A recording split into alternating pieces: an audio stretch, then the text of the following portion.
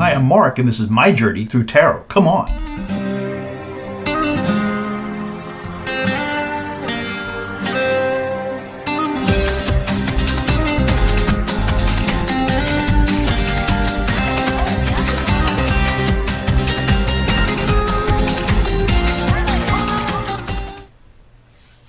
Well, today what we're going to talk about is Elon Musk and how this is going to affect U.S.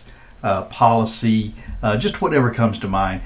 Just been reading up on him. You know, there's a saying, keep your friends close and your enemies closer. So I've got a whole library of Trump material behind me that I've studied for 4 years. Did me no good whatsoever. And but now I'm starting to amass a little library about Elon Musk. And the last one, the book I bought recently is pretty interesting. But anyway, enough about that. I hope you like the video. If you like the video, please do like the video. And if you haven't subscribed, please subscribe. And thank you very much for watching. So yeah, Elon Musk. Let's see what happens with this fella. I've got this Thoth deck. They're a little more harsh sometimes than some of the other decks. And I think that's what's called for here. And I'm looking for my pointer, which for some reason has gone missing. Here it is. Like a good luck talisman, really. So this Thoth deck, you can pretty much read the cards. They're pretty intuitive. I mean, they kind of say what they mean in a lot of cases. And what's interesting about this deck is they have some cards that you could relate them to the major arcana in a normal tarot deck that are called Trump cards. And if you can look in the background here, you see the word T-R-U-M-P in just very faint gray lettering, so Trumps. And this happens to be the Tower card. That's interesting that I would pick the Trump's Tower card to show you about this. But, so that's what we'll do. And we'll talk about Elon Musk and obviously how it's going to affect Trump, if he's going to run over Trump, if he's going to have his way. I think that Elon knows exactly how to, anyone knows exactly how to maneuver Trump to get what you want. So that's what we'll talk about. But first, before we do anything, let's have just a moment of meditation.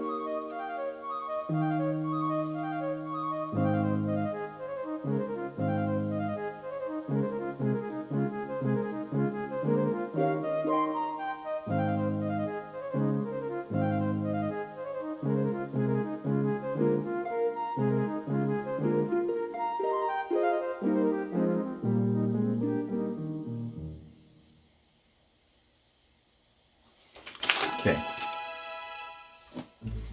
Elon Musk. In some sort of a capacity as making the government save money. I think that's what he's in charge of. And they've given it some cute acronym, but I don't recall what it was. But what I want to know, first of all, is he evil? Is he just evil? Elon Musk. 1, 2, 3, 4. Is he actually evil? Which I think is the case with the next president. So, 7 of Swords. And this has, as a phone spam message came through, I hope, anyway. So, 7 of Swords, futility. And, yeah, so that's a perfect description for this card. Elon Musk. Is he evil? Futility. Let's decide what that means in a minute. Next card up is the 8 of Discs, and this is prudence. And so this is just being, discs are, well, first of all, Swords of Truth, Justice, Rules of Law. And, oh, that helps define that card for me now. And then discs are coins, so that's value or money, literally, and prudence would be, you know, an abundance of that. Then we've got the 3 of Wands. Wands are actions, plans, forward movement. 3 of Wands is really stopped in its place.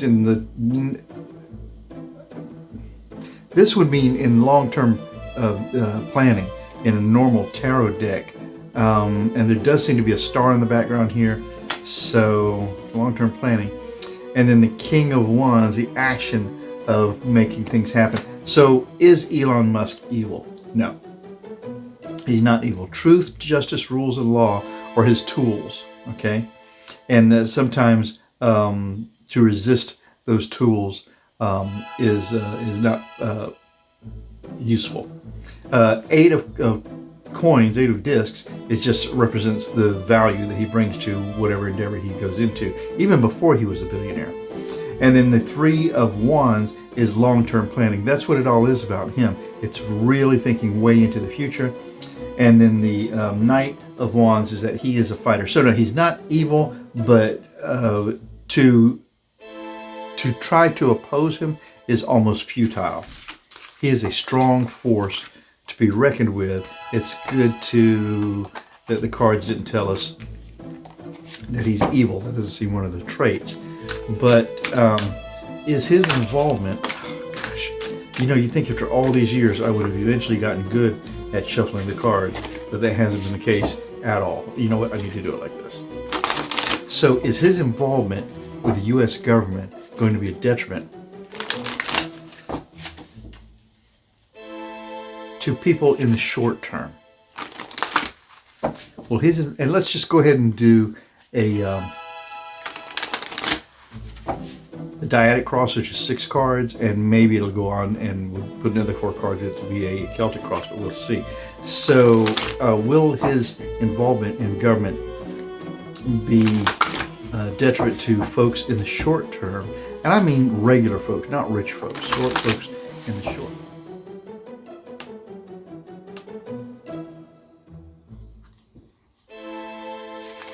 So, yeah, will it be a detriment to regular folk in the short term? And so we'll start with the 6 cards and see where it takes us. And my story may come out just with that question. So, right here, I want to get this difficult card under here. 1, 2, 3,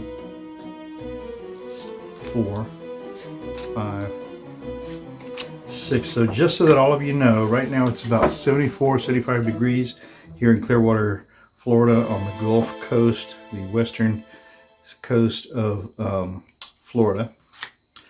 And sunshiny and beautiful. So signifier card, detriment in the short term, Elon Musk to the people. Adjustments. Wow. 5, 6, 7, 8. So this would be, in a normal deck, this would be like justice or yeah, but this is adjustment. So will it be a detriment to the people in the short run? No, it'll be an adjustment. And Elon Musk said it's going to be painful in the beginning. Signifier card, it's an adjustment. The challenge to that is the gain. Wow. So this is the 9 of discs, and this is clearly the gain. So the challenge to this adjustment is getting ready for the gain. The basis of this whole thing is the Emperor. Gee whiz, this is really on the nose. So the basis of all of this is Trump, Emperor. And it says Trump's behind the word Emperor. The past of this then is the Prince of Cups in the past. So the Prince is almost like a page, really. I shouldn't say that. He's better than a page. He's probably a little bit better than a knight. Or equal to a knight. For the Prince and then Cups is emotional, heartfelt situations, and the Prince of Cups in the past. So yeah, that's putting concern for emotional, more ethereal situations in the past. Doesn't matter anymore. And in the sky, this is the Fool card, which are new beginnings. I like that it's the Fool, but it is new beginnings. So I want to see this justice here. Or a judgment. So yeah, new beginnings. That's what's going on. And then the final outcome of this is satiety, the 10 of Cups. So being satisfied with what's happened. Wow. So no, it's going to, there'll be an adjustment. The challenge to it is the gain. It's all led on by the Emperor, which he will do whatever Musk says, actually. Prince of Cups, full new journey, and satiety. So apparently it will be satisfying in the end, but I want to know now, will this be a detriment to our democracy? Elon's involvement, will Elon's involvement be a detriment to our democracy? Will Elon's involvement be a detriment to our democracy? Wow. Okay. Again, 6 cards, but I want these 3, 4, 5, 6. Will Elon Musk be a detriment to our democracy? I don't think he has that intention, because I think he has a lot of respect for what can be accomplished over here, his own example. So the signifier of this is the Knight of Wands. So this is the fighter for actions. Will it be a detriment to our democracy? And we have in the center of this someone who's willing to fight for the actions they want to put forward. And the challenge to that is the victory card. So his victory is going to be difficult in the position that he's looking for. And the basis of this whole thing is the 5 of Cups, disappointment.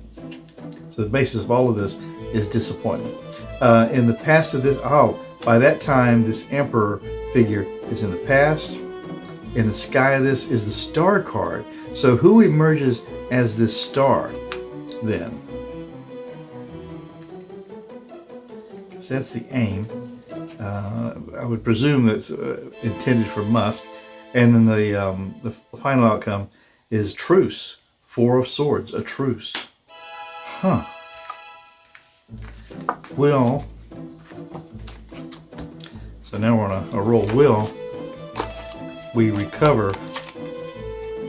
This is all Elon Musk, though. I don't want to venture into anything other than Elon Musk.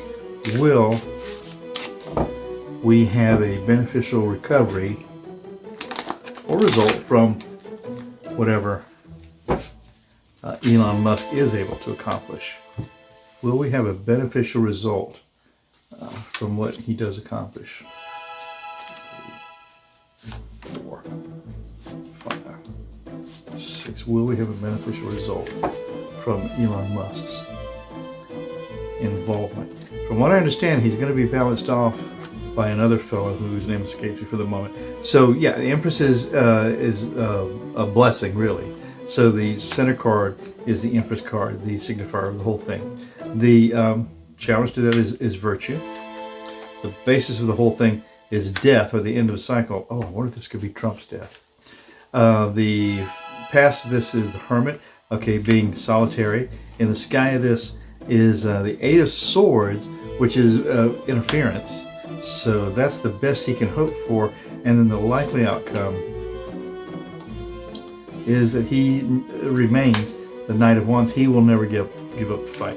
But I think we will survive Musk.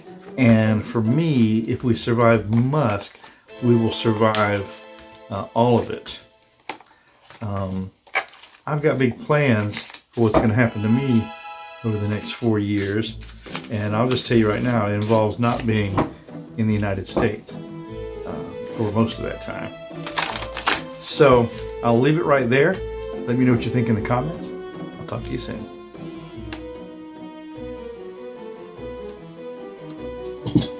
Hey, I'm going to show you the cards now. Hang on a minute. Okay, so these are the Thoth Tarot deck. Aleister Crowley. And these are from US Game Systems. And these cards are pretty amazing.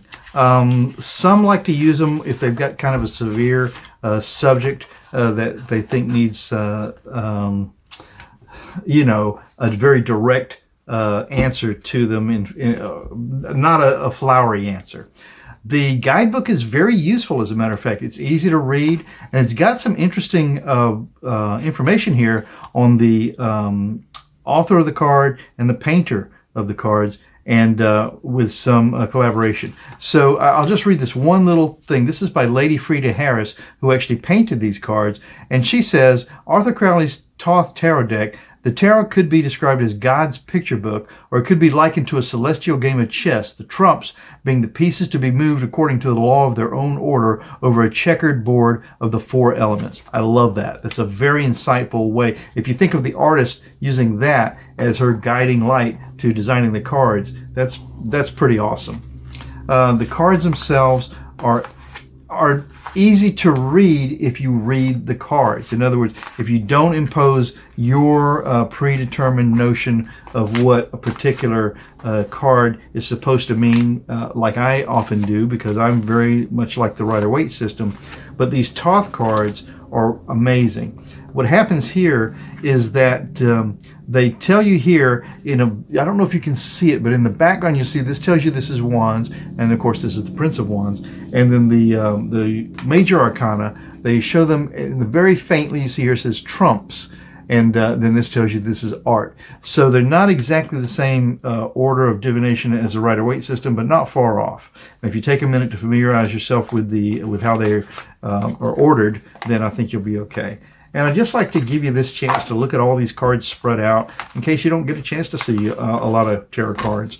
Maybe you're thinking about buying some cards, and this would help you make a decision for or against these. They're a little big, so they're awkward to use, but once you get used to them, then that's fine. Just like anything, once you get used to using them, you acclimate yourself to the system. So this is the Aleister Crowley Thoth deck. Love these cards, actually.